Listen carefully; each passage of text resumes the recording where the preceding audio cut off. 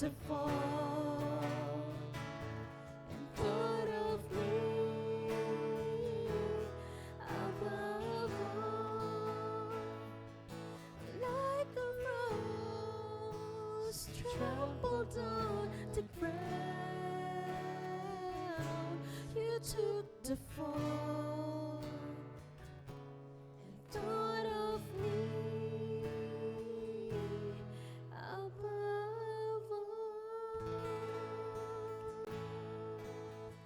Thank you, Lord Jesus. Salamat, Lord, sa buhay na pinangako mo. Salamat, Lord, sa kaligtasan. Salamat, Panginoon, sa iyong kabutihan at katapatan sa aming mga buhay. Ito po ang aming dalangin na may papasalamat. In Jesus Christ's name we pray. Amen and amen.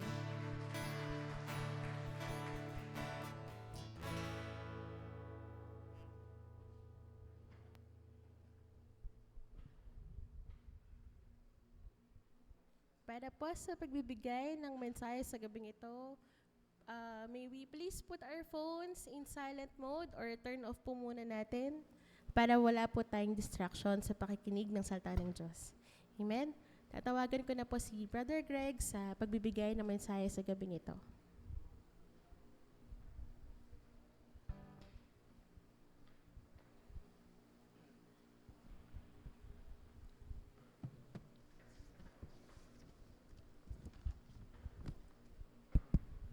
Amen. Purihin po ang Panginoon sa gabi ito.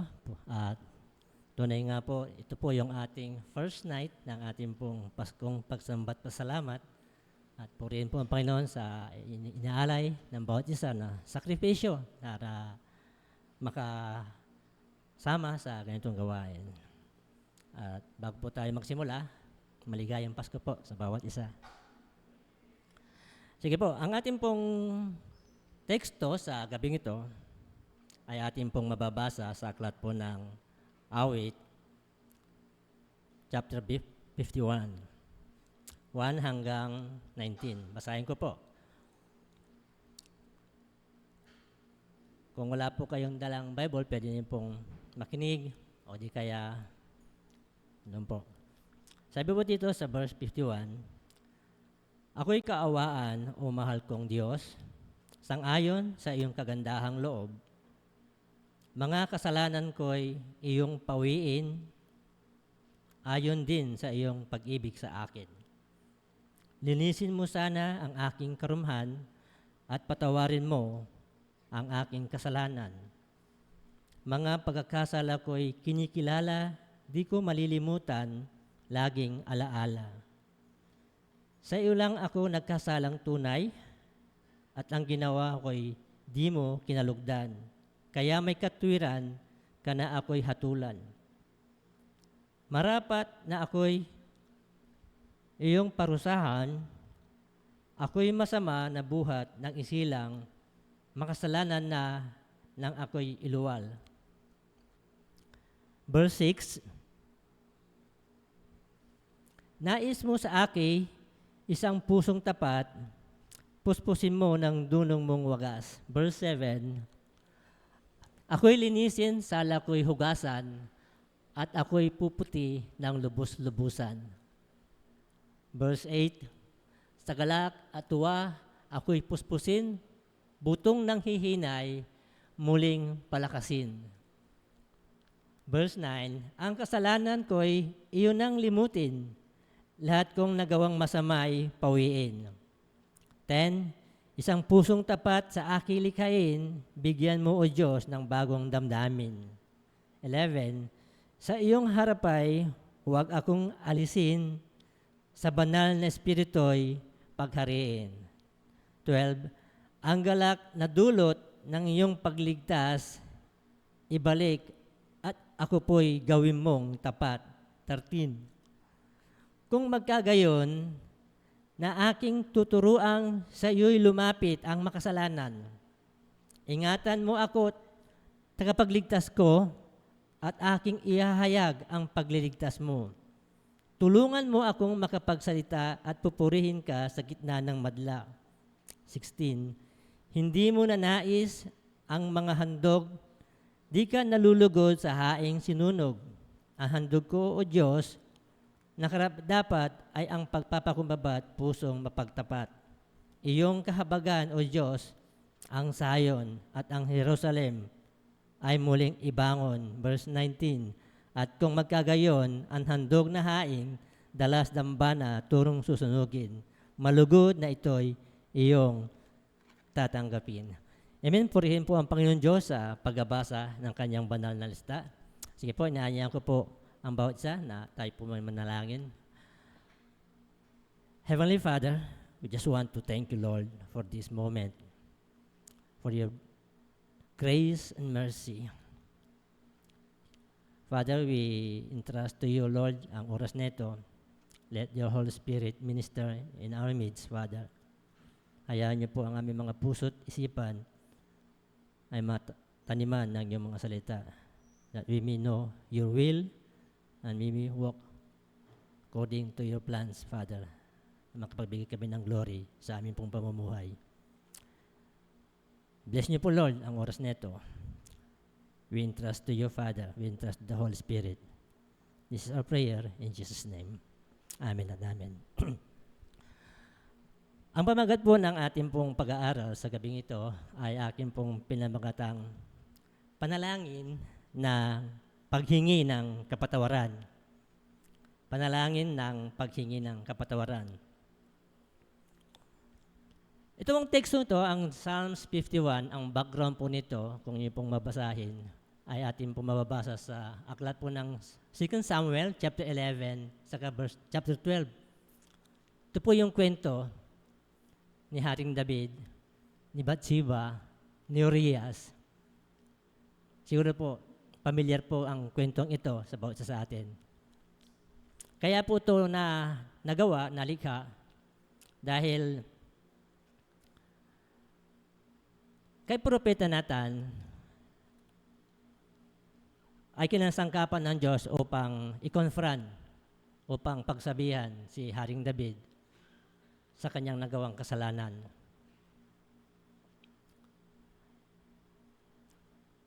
At nang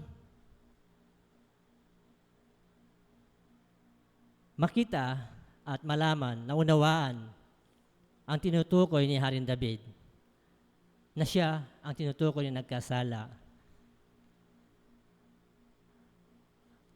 Ang una po niyang ginawa ay napakaganda po. Kung mababasa po natin, ito po yung kanyang ginawa nung kanyang natanto na siya ay nagkasala. Isang kasalanan na napakabigat, adultery. Amen. Ano po yung sabi po sa verse 1 na talagang nagpahayag na marubdob na puso ni Haring David. Sabi po dito sa verse 1, sabi po doon sa verse 1, nung kang malaman po ni Haring David na siya yung ang kanyang kasalanan, anong ginawa po niya? Ako'y kawaan, andun po,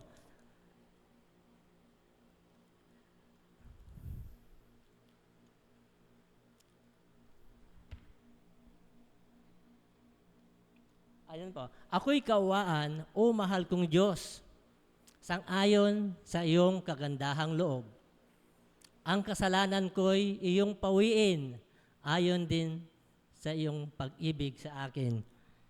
Ibig sabihin po, si Haring David ay talagang humingi siya ng habag, ng mercy, cried out to God for mercy para po sa kanyang nagawang kasalanan. Nagpapakumbaba po siya at kinilala po niya na siya ay makasalanan. Amen. Napakaganda po na halimbawa na nung nakita po, nalaman po ni Haring David na siya ay nagkasala. Unang-una po niyang ginawa yun po. Sabi po sa verse 1, ako'y kawaan mo. Have mercy on me, O Lord. Alam niyo, may mga tao po ngayon pa nagkasala, they do not ask for mercy. Hindi po sila humihingi ng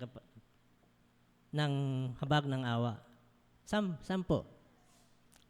Ano po yung ginagawa instead po na sila po ay humingi ng mercy sa Panginoon?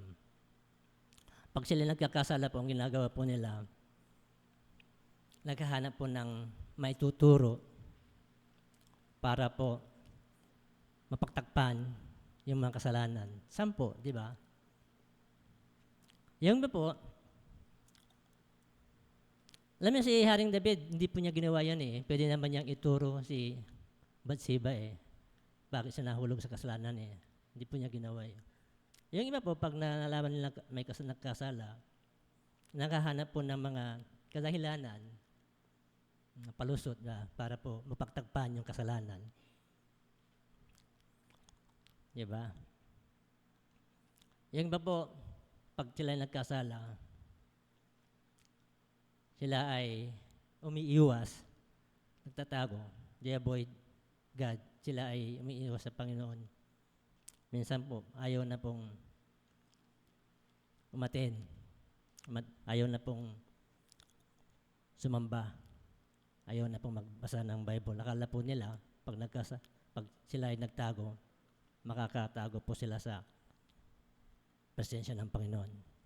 Yung iba po, pag nagkasala, imbis na humingi ng habag ng grasya sa Panginoon, ginagawa po, yung common po, yung dinadaan po nila sa yung paluso, yung mga pagbibigay ng mga contribution. Sa mga offering pa eh. Para bang SOP. Pero ang Diyos naman hindi po nakukuha na dadala po sa mga ganyan. Mga bagay po talaga po, Haring David, yung mga nabanggit ko po ng mga kadahilanan, never po niyang ginawa. Ano po niyang ginawa niya? Lord, he cried out, Lord, have mercy on me. Lord, have mercy on me. Yun po yung ginawa po ni Haring David. Tayo po, pag tayo nagkasala, ano po yung ginagawa po natin? Do we do the same thing, yung mga common na ginagawa ng iba, o we ask, o yung ginagawang ehemplo ni Haring David nung siya nagkasala, he humbled himself, cried out to God, say, have mercy on me, O Lord.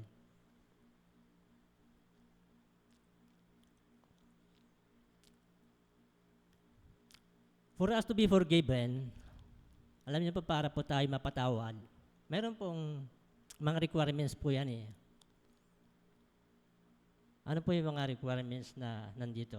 Sa verse 3, sabi po dun sa verse 3, mga kasalanan ko'y kinikilala, di ko malilimutan, laging alaala. Ibig sabihin, mahalaga po, para po mapatawad, mahalaga po yung kinikilala ang pagkakasala. Amen? Mahirap po kasing ayusin ang isang mali nang wala pong pagtanggap. Mahirap pong mapatawad ang isang bagay na wala pong pagkilala. Kaya, for us to be forgiven, para po tayo mapatawad, we must admit. Talagang aminin natin ang ating kasalanan. Pangalawa, na prerequisite para po tayo ay mapatawad. So verse 4, sabi po sa verse 4, sa iyo lang ako nagkasalang tunay, at ang ginawa ko'y di mo kinalugdan, kaya may katwiran na ako'y hatulan, marapat na ako'y iyong parusahan. Ano ang ibig sabihin po dito? We must confess our sin. Kailangan po nating i-confess ang ating pong, ihayag ang ating mga kasalanan na nagawang kasalanan para po ating pong maranasan ang forgiveness na ating pong hinihingi sa Panginoon. Those are prerequisites for us to be forgiven. We must admit, kilalanin natin na tayo ay nagkasala, at ating pong i-confess ang mga kasalanan na ating nagagawa. Bawat kasalanan na ating magagawa.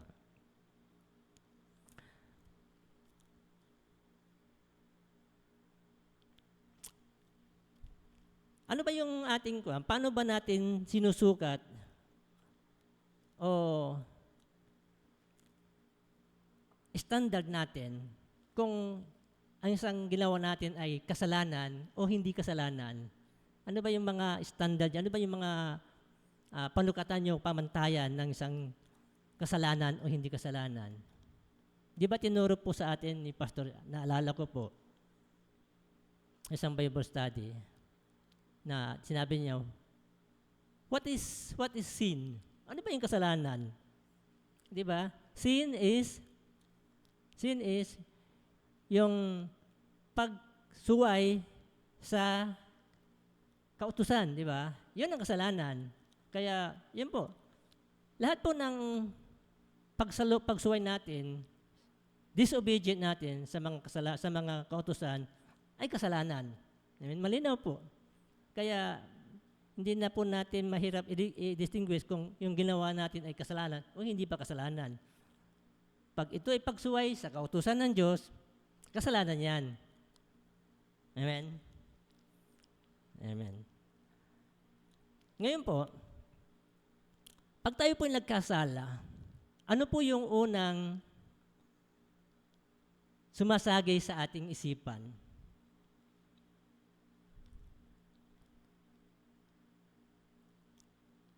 Usually,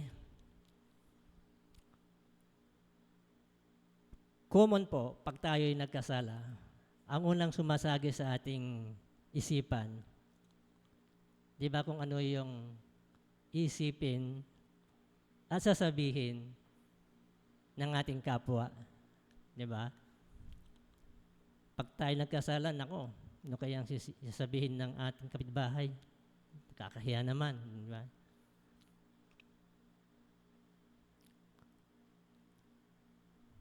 Yung iba po naman, iniisip nila kagad yung magiging bunga na kaparusahan na naging kasalanan. Yung bang punishment ng kasalanan. Yun kaagad ang sumasagay sa isipan ng nagkakasala. Pero ba talaga dapat na maging isipan ng isang tunay na mananampalataya? Di ba, mas maganda pag ikaw ay anak ng Diyos na nagkasala, ang una mong iisipin ay yung papaano mo nasaktan yung puso ng Panginoon na siyang ating nagawa ng kasalanan, di ba? Siya, dapat yung dam muna ang ating unang sasagay isipin. Yan yung mahalaga po. Yan ang importante na patay ng kasalanan, sa Diyos po tayo mahihiya. Tingnan po natin yung kung bakit. Kasi ang kasalanan po kasi nagdudulot po yan ng pighati sa banal na espiritu. Actually, yung ating pong kasalanan, yan po ang dahilan kung bakit napako po ang Panginoong Hesus sa krus. Kaya yung ating mga kasalanan, pag tayo nagkakasala, nagdudulot po yun ng kalungkutan sa ating Diyos na ating pong sinasamba.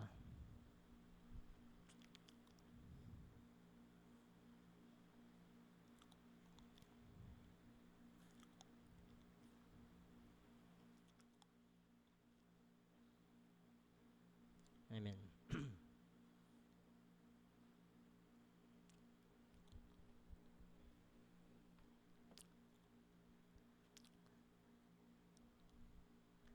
Sa ating pong paghingi ng forgiveness sa ating pong mga kasalanan sa Diyos, gaano po kayo ka-confident?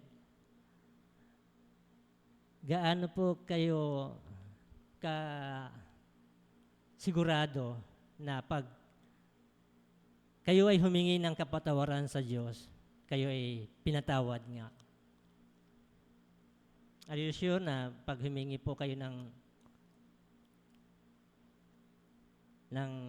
forgiveness, na kapag ating kinonfess yung mga kasalanan, confident ba kayo na kayo ay nakatanggap ng talagang pagpapatawad sa Diyos? Alam mo talagang pag tayo ay humingi ng pagpapatawad sa ating mga kasalanan, yes, we will be confident po. Maging confident po tayo. Huwag po kayong magalinlangan na hindi kayo pinatawad ng Panginoon. Bakit po? Jesus Christ done it to the cross. Tapos na po, tinarabaho po na ng Panginoong Hesus sa cross po yan. bayad na po ang ating pong mga kasalanan. Lahat po ng ating mga kasalanan was bore on the cross.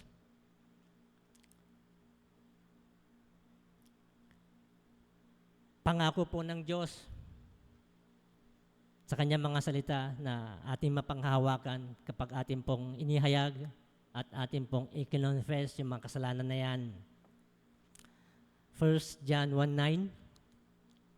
Nasa puso niyo ba yung 1 John 1:9? If we confess our sins, kung ihahayag natin ang ating mga kasalanan, siya ay tapat. He is just. He is faithful to forgive us from all of our iniquities, all of our transgressions, wickedness. He has cleansed us. Kaya, pag tayo humingi ng kapatawaran sa Diyos, we have that confident assurance that He will forgive us. Amen? Why? Because Jesus Christ, what He has done on the cross. Ngayon po, halimbawa, tayo po ay tatayo sa presensya ng Panginoon sa oras na ito as we stand in the presence of God. Meron mo bang specific na kasalanan that we should confess? Is there any specific sins? Meron bang kasalanan kapag halimbawa tayo tatayo ngayon, nandito po ang Panginoon sa ating harapan, one by one on one, sa ating harapan, ano po ba yung specific na kasalanan na ating nagawa na ating pong i-confess?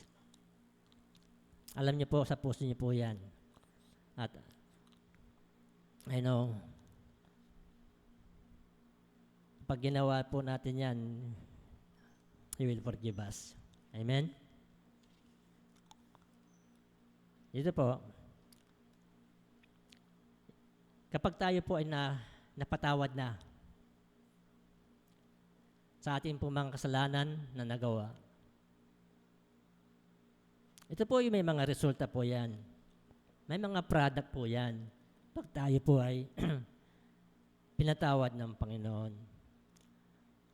Ano po yung ating pong unang mararamdaman, matatanggap o mangyayari sa atin kapag tayo ay pinatawad ng Diyos? Dito po sa verse 7, sabi po sa verse 7, ako'y lilinisin, sala ko'y hugasan.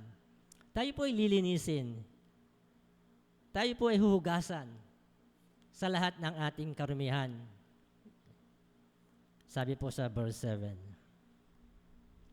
Verse 8. Ano sabi sa verse 8? Sa galak at tuwa, ako ay puspusin. Sa galak at tuwa, ako ay puspusin. Mapupuno po ang ating puso, ang ating pong kaisipan ng kagalakan pag tayo po ay nakatanggap ng kapatawaran sa ating mga kasalanan. Ano pa po? Butong ng hihinay, palakasin. Ang ating butong nanghihina daw ay palalakasin. Ano po ang ibig po sabihin niya? Di ba pag tayo po ay may mga kasalanan na nagawa, nakatago sa ating mga puso, di ba parang ang ating pong mga pakiramdam ay hindi po, parang mabigat ba? Naramdaman niyo ba? Parang may mga sakit-sakit sa kasukasuan pag may mga mabibigat na kasalanan na nakatago sa ating mga puso.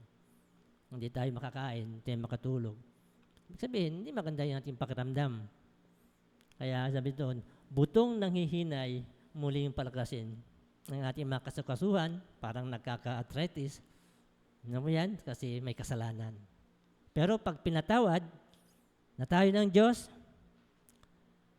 alam niyo po, sabi po na muling palalakasin. Mawawala po yung mga, alam mo, pag talagang pinatawad, naramdaman natin yung ating kasalanan ay pinatawad. Mawawala yung bigat sa puso eh. Mawawala yung, di ba yung parang naninikip na dibdib? Di ba, nararamdaman niyo ba pag na natanggal na kayo, nakatanggap ng pagpapatawad, papalitan po ng tuwa, butoy muling palalakasin, mawawala po yung mga sakit-sakitan. Ano pa po? Na mga pribilehiyo, mga produkto, mga result ng pagiging napatawad na sa mga kasalanan. Sa verse 9, sabi po sa verse 9, ang kasalanan ko'y iyon ang limutin, lahat kong nagawang masamay, pawiin. Yun po, yung ating mga kasalanan, pag ito ay pinatawad na, hindi na po yan, maalala ng Panginoon. Tinago na yan sa pusod ng kailaliman ng dagat. Ano pa po? Verse 10. Sabi po sa verse 10, 51:10, ito, isang pusong tapat sa aking likhain, bigyan mo o Diyos ng bagong damdamin. A right spirit is renewed within us. Yung ating mga puso na nanghihina, nawawala ng pag-asa, muli nagkakaroon na nare-renewed ang ating spirit, di ba? Verse 11, sabi po doon, isa pang mga benepisyo, sa iyong harapay, huwag akong alisin, iyong banal na espirito'y paghariin. Di na po tayo mawawala. Yung presensya ng Diyos ay ating pong nadarama. At kasama natin ang Panginoon, ang Kanya pong banal na espiritu. Sa sandaling ating matanggap ang kapatawaran na nagmumula sa Kanya. At sa verse 12, na benepisyo ng pagiging pagpapatawad ng Diyos, ang galak na dulot ng iyong pagligtas, ibalik, at ako po'y iyong gawin mong tapat. The joy of our salvation. The joy of our salvation. Naranasan niyo ba yun? Napakaganda po pag ang ating joy of salvation ay nare-restore. Marirestore po talaga yan. Yan po ay napakaganda pag tayo po ay napapatawad sa ating mga kasalanan, nalilinis. The joy of our salvation, kagalakan ng ating kaligtasan. Alam niyo po, ano ba yung the joy of salvation? Paano ho ba yun? Di ba minsan, kahit na anong bigat ng mga pagsubok na ating pong hinaharap, kapag nandyan yung joy of salvation na nararanasan natin, parang parang baliwal, natatakpan yung mga pagsubok na yan kabigatan parang magtataka sila yung mga nakakita, bakit itong taong ito, parang walang problema, hindi nila alam. Kasi yung joy of salvation ay nararanasan natin. Why? Because the sins na ating pong mga nakakanawa ay pinatawad ng ating Panginoon. Amen? Those are some privilege, result, product of being forgiven sa ating pong mga kasalanan. If we will reflect po sa ating pong sarili, nararamdaman niyo ba yung mga yan? Na-experience niyo ba yon?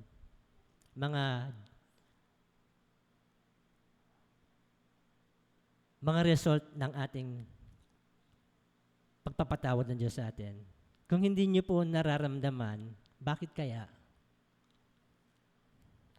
Kayo din po makakasagot niyan. Hindi ko po masasagot yan. Alam niyo po sa sarili niyo kung bakit hindi po bakit kaya? Tanungin niyo po ang sarili, bakit kaya hindi ko nararamdaman yan? Alam niyo po, rason yan. Minsan, nawawala po talaga yung sincerity ng ating paghingi ng kapatawaran. Marami pa po mga epekto po yan. Isa lang po yan. Amen. Pagkatapos po natin maranasan yung mga produktong yan, yung mga resulta ng pagiging pagpapatawad ng Panginoon sa atin, naranasan po natin, di ba? Hindi pa po natatapos po dyan. Meron po tayong gagawin. Kagaya po ng ginawa ni David sa kanyang panalangin. Ano po yung, nung siya ay Tapos, nung siya ay napatawad, naranasan niya ang pagpapatawad ng Panginoon sa kanyang buhay, meron po siyang ginawa. Ano po yon? Number 1, sa verse 13. Verse 13, ayon. Ito po yung isang dapat nating gawin. Pag ating pong naranasan, yung forgiveness. Kung magkagayon na aking tuturuan sa iyo'y lumapit ang mga makasalanan. Anong ibig sabihin nun? Kailangan po natin tulungan din mga makasalanan na lumapit sa Panginoon. Ibig sabihin, tayo din po ang maging kapamaraanan para mag-repent. Kung paano mag-repent ang mga tao sa kanilang mga kasalanan. Ituro kung paano po natin naranasan, di ba? Pakita din po natin ang paraan para sila ay magsisi sa kanilang mga kasalanan. One way, yung ating po mga binagong buhay, di ba? Let us share, maging mabuting testimony yung ating pong mga buhay para po mailapit natin yung mga tao sa Diyos. Ang ganda po. Kung magagayon na aking tuturuan sa iyo lumapit ang makasalanan, share po natin yung kabutihan ng Lord. Share po natin yung grace po niya, higit sa lahat, yung mabuting balita ng kaligtasan. Amen? Malapit na po ang Pasko. Pwede po natin pong gawin ang activity nito, lalo na po sa ating pong mga mahal sa buhay. Kung talagang natin naranasan yung mga pagpapatawad, these are the things, ito po ang isang dapat natin gawin bilang isang tunay na mananampalataya. We share the Word of God. Amen. Tulungan po natin yung mga makasalanan na kung paano po magsisi sa kanila pong mga kasalanan. Turn to God. Number 15, ito po. Number 14, ito po yung dapat din natin gawin. Ingatan mo ako, tagaligtas, at aking ihayag ang paliligtas mo. Ibig sabihin, yung kanyang righteousness, ay po, ingatan mo ako, at aking ihayag. Ihayag po natin. Paano natin ihayag sa ating pong mga pagpupuri? Diba? Praise and worship. Praise and worship. Mga makalangit na mga awitin. Amen? Number 15, pa po. Number 15 po. Tulungan mo akong makapagsalita at pupurihin ka sa gitna ng madla. Ito po, pag ating pong naranasan ang pagpapatawad ng Panginoon, patuloy po ang ating pong pagpupuri. Saan man po tayo naroon, hindi po tayo mahihiya na siya ay ating pong pupurihin sa lahat ng ating gagawin. Worship the Lord sa lahat ng ating pong mga ginagawa. At isa pa po, na dapat po, ito po, dapat po ito ginagawa natin ay ginagawa pala ng isang nakaranas ng ganap na pagpapatawad ng Diyos na may resulta. Ano po yun? Dito po, verse 16 saka 19. Basahin ko po dito sa Bible ko. Ayun na po, ayun to. Verse 16, hindi mo na nais ang mga handog. Di ako nalulugod sa haing handog. Ibig sabihin, offering sacrifice to God. We offer sacrifice to God pag tayo ay nakaranas ng forgiveness na mula sa Kanya. Offering sacrifices to God. Which is, sabi po na verse, tuloy po natin, hindi mo nais ang mga handog na di kalugulugod sa haing sinunog. Verse 17, ang handog ko, O Diyos, na karapat dapat ay pagpapakumbabat, pusong mapagtapat. Verse 18, iyong kahabagan, O Yahweh, O Diyos, ang Sayon at Jerusalem, at muling ibangon. Verse 19, at kung magkagayon, ang handog na haing dala sa dambana, turong susunugin, malugod na ito ay tatanggapin. Amen. We offer sacrifices to God pag tayo po ay tunay na pinatawad. Ngayon po, yung pong sacrifice na yan, pansinin po natin doon sa verse 17. Ano bang sakripisyo hinahanap ng Panginoon? O handog ko o Diyos, na karapat-dapat ay pusong mapagtapat. Yan po yung ang ating po mga sakripisyo, ang ating mga offerings, ay hindi po magiging kalugod-lugod yan pag ang ating puso, kapag wala po tayong broken and a concrete heart, pag mayroon po tayong unconfessed sins, pag tayo po ay naghandog o naglilingkod, nagsasacrifice, ano man po ginagawa natin para sa Panginoon. Pag mayroon po unconfessed sins, hindi po yan kalugod-lugod sa Panginoon.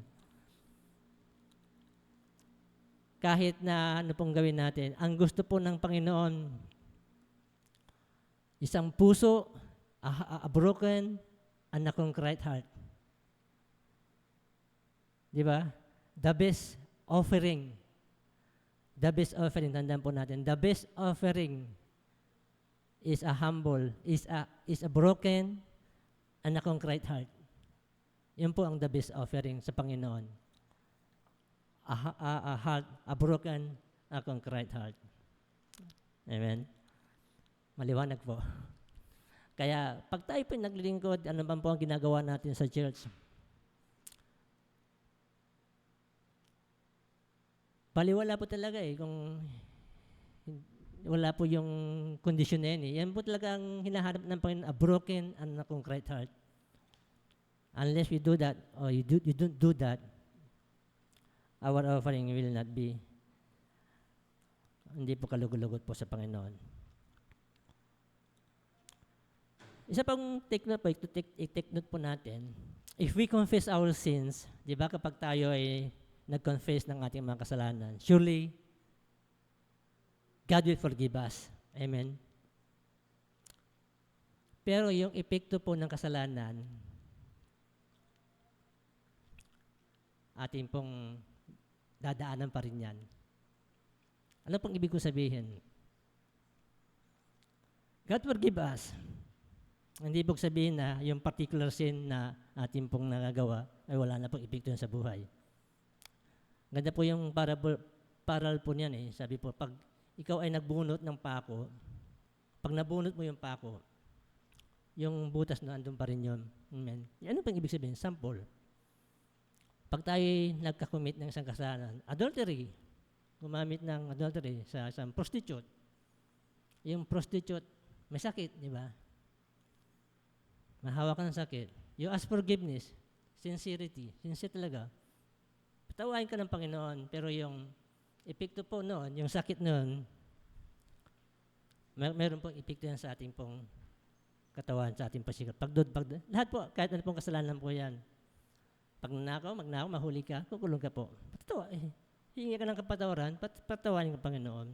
But yung epekto po, kaya wag po nating i-abuse, wag sabihin, di baling magkasala, meron namang i-confession, patawarin naman ako ng Lord. Hindi po. Meron pong epekto po ang bawat kasalanan sa ating buhay. At magsasuffer po. Pag magsasuffer po tayo dyan. Amen? At sa ating pong pagtatapos, how do we, di ba meron pong mga habitual sin, yung mga paulit-ulit na kasalanan. Paano pa natin ito ma-overcome? Mga habitual sin na yan. Kung ikaw makagalitin, minsan, paulit-ulit, di ba? Una po, napurme lang how to overcome habitual sin. Di ba kapag tayo po ay nagkakasala, we commit sin, we confess, di ba? Dapat, when we commit sin, we confess. Pag umulit, we resist. Di ba? James 4:7, resist the devil shall flee from us. Dapat may resistance. Huwag na yung sin, confess. Hindi po. Dapat sin, confess. Pag nandiyan na yung tukso, resist. Amen? Problema na po yan. Pag po yung kahit paulit-ulit po yan, maging problema po yan. Ano pa po? Tandaan po natin yung pong kasalanan, ang battleground po niyan sa isipan. Sa isip po nagsisimula yan. Kaya pakaingatan po natin yung ating isip. How do we do that? Think what is pure, what is holy, what is truth, what is noble. Amen? Para po maingatan po natin ang ating isipan. Ano pa po? How do we overcome habitual sin? Mahalaga po yung magkaroon po ng prayer partner. Amen? Prayer accountability. Sa mag-asawa, pwede po. Sa mga youth, dapat yung mga best friend nyo na yung mapagkakatiwalaan nyo na pwede yung i-share yung mga struggles upang pag may mga kasalanan na pwede magsabi sa inyo ng mag-rebuke sa inyo kung mali na ang nilalakaran. Kaya napakahalaga po sa isang manampalataya yung pagkakaroon po ng regular prayer partner. At siya po, how to overcome habitual sin, walk closely with God. Amen? Walk closely with God. How to do that? Madali pong paraan. Paborito po ni Brother Vic, Joshua 1:8. Meditate my word day and night. Magkaroon po tayo ng pagbabasa ng Bible. Intentionally, wag po yung yung kapag may panahon. Talaga intentional po. Mayroon pong regular po na pagtatalagan ng oras pagbabasa ng Bible. How to walk closely. Hindi po tayo pwedeng makalakad nung malapit sa Panginoon nang wala po ang kanyang salita na hindi po tayo nagbabasa. Pakikinig ng mga mensahe, kagaya ng pagdalo ng mga fellowship. These are the things na atin pong pwedeng gawin para po yung mga habitual sins na atin pong nararanasan ay atin pong mapagtagumpayan. For our conclusion, tandaan niyo po, whenever we sin, pag tayo po ay nagkasala, there is only one recourse na ating pwedeng gawin. Is to confess. Confess po natin ang ating kasalanan agad. Amen. Cry out to God, have mercy on me. Kagaya po ang ginawa ni Haring David. Nung siya nagkasala, agad po siyang humingi, lumapit sa Panginoon, sabi niya, Lord, have mercy on me. Wala pong mga excuses o alibis na pwedeng pumawi sa galit ng Panginoon. Tanging a broken, a contrite heart ang pagiging katanggap-tanggap lamang sa Diyos. Then, we will experience the joy of our salvation. Amen? Amen. Purihin po ang Panginoon. Palapakan po natin ang Diyos. Sige po. Tayo po ay manalangin. Heavenly Father, we just want to thank you, Lord, for reminding us that only a broken, a contrite heart kayo nalulugod. Thank you, Lord, for teaching us, Lord, to come to you, to live holy, upright to your side sa pamagitan ng pagpapasakop, sa pamagitan ng puso ng pagpapakumbang nagpapasakop sa iyo. All glory, honor belong to you, Father, and this is our prayer in Jesus' name. Amen and amen.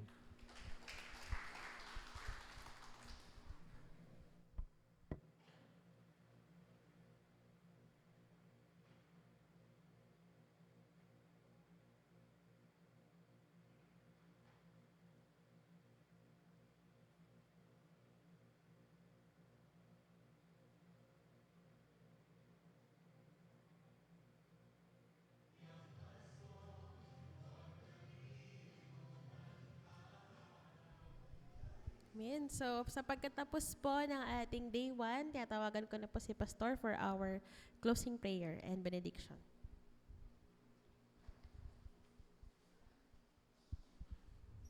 Inaanyayahan ko po ang bawat isa na tayo po ay tumayo para tanggapin po ang pagpapala, ang gabay at ang patnubay ng ating Panginoong Diyos.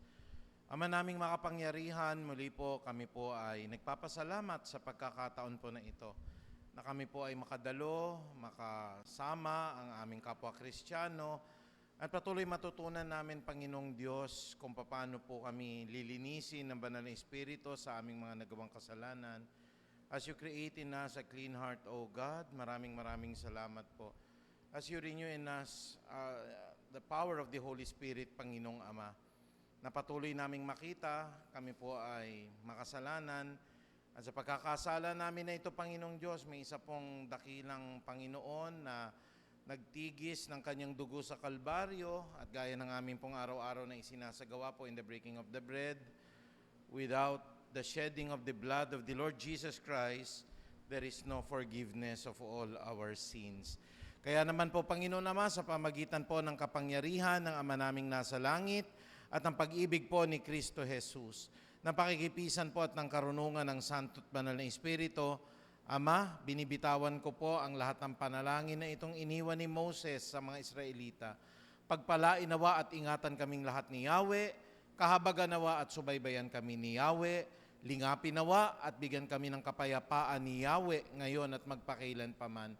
At gaya po ng panalangin ni Haring David, Panginoong Ama, buong puso naming pinangahawakan ng mga pangakong ito, that surely goodness and love will follow us all the days of our lives, and we will dwell in the house of the Lord forever. At gayon din naman po, Ama, ang amin pong pagsasalu-saluan na pagkain, idinadalangin namin maging kalakasan ng aming mga katawan, at sa lahat ng mga naghanda po na ito, pagpalain mo po maka-100 beses ang kanilang kabutihan ng loob.